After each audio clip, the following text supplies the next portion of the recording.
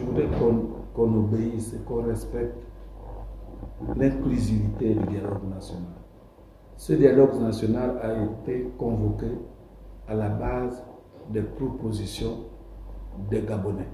Ce sont les Gabonais qui ont envoyé près de 3000 propositions aux participants du dialogue national inclusif, qui eux, à leur tour, ont pondu des recommandations, parmi lesquelles certaines recommandations ont été traduites en dispositions institutionnelles, donc qui sont contenues dans la Constitution qui vient d'être adoptée par référendum. Mais les autres résolutions qui sont de nature à être traduites par des textes, notamment par les décrets et les lois ordinaires, ne doivent pas être oubliées. C'est pourquoi nous rappelons la plus importante, c'est que les Gabonais ont tant souffert.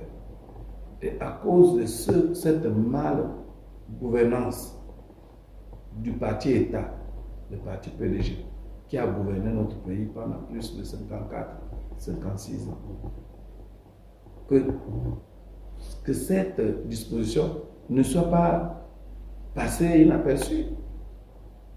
Pour la simple raison que, quand vous avez vu ce qui s'est passé au référendum, les PDGistes, surtout les cadres de ce parti, pour la plupart, ce qui est à l'origine de nos souffrances, les souffrances du peuple gabonais, étaient au premier, ils ont joué le premier rôle partout.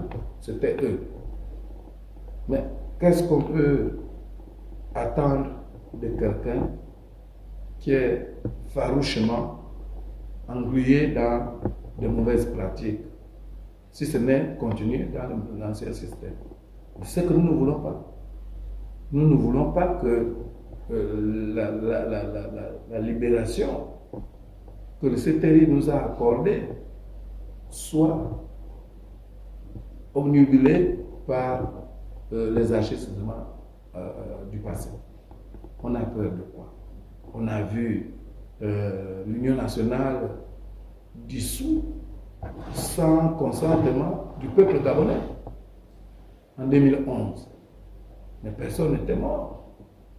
Là, c'est la volonté de la majorité du peuple gabonais. Cette volonté majoritaire doit être prise en compte. C'est ce que nous disons.